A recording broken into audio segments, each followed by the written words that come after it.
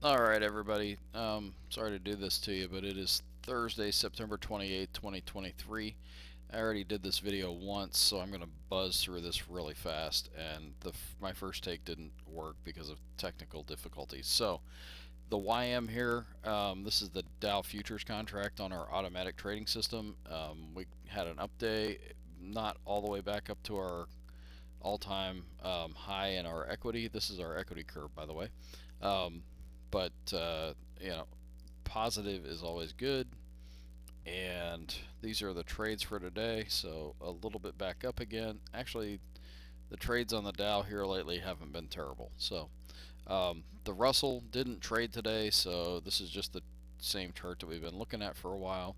On the all-in, it's still actually good. It's just this latest since March has been not so great. So um, the Nasdaq here, we have had a rough time lately, but then all at once here, literally today, we had a rough trade yesterday that I talked about in the review, minus 7,000, but in one trade we had positive 12,000. So we got a lot of that back, and now we just need to start crawling our way back out of the hole.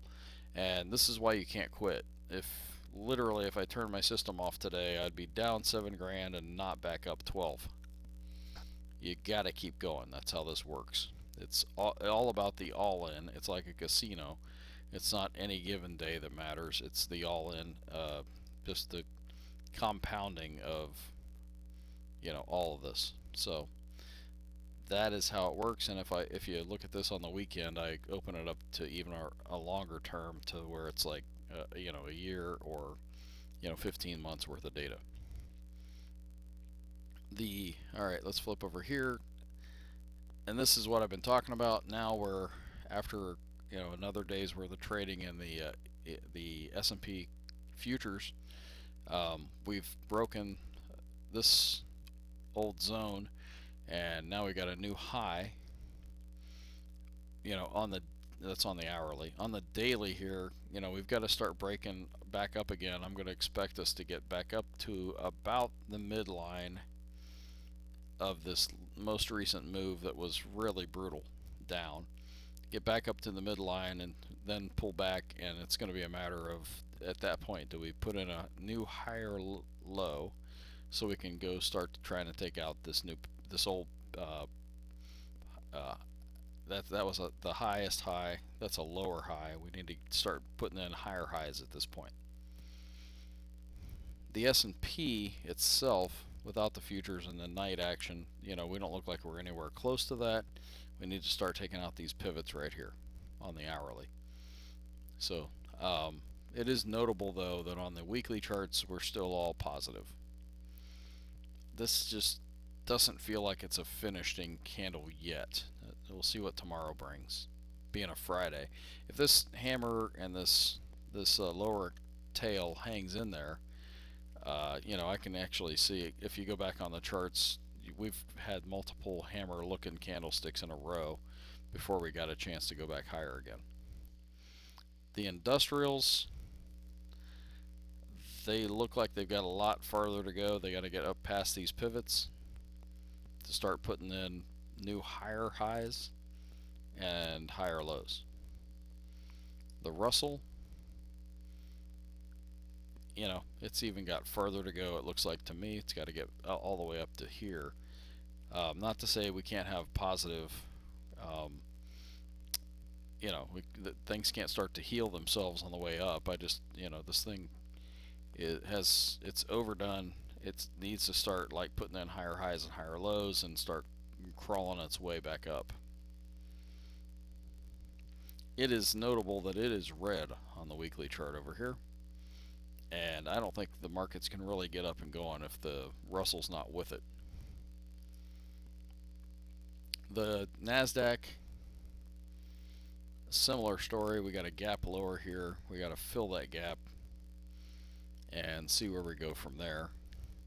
That means we have bullishness probably up at least that far, and then we'll see what happens after that. The transports, similar story. We got to get back up into these break these, to start making new higher highs and higher lows, and it's not happening yet. Still green on the weekly. Alright, and let's go to stockcharts.com. Bullish percent indexes. Let's start with the industrials. They didn't move. Let's see if we can get any kind of an idea. Are we starting to heal up or not? The NYA, minus 1.74%, still on a point and figure buy signal. The transports, 2 O's to the downside added today. That's not anything to get bullish about.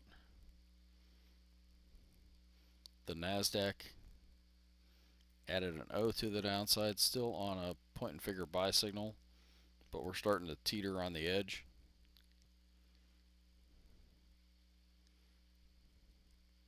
The SPX added an O to the downside, and we've been on a point and figure sell signal for a while. Seems like it's a pretty structured sell-off though. The OEX added 2 new O's today, still on a point and figure sell signal. The NDX added an O, and now we've flipped over to a point and figure sell signal. So that's what I got for tonight. I hope that helps you guys.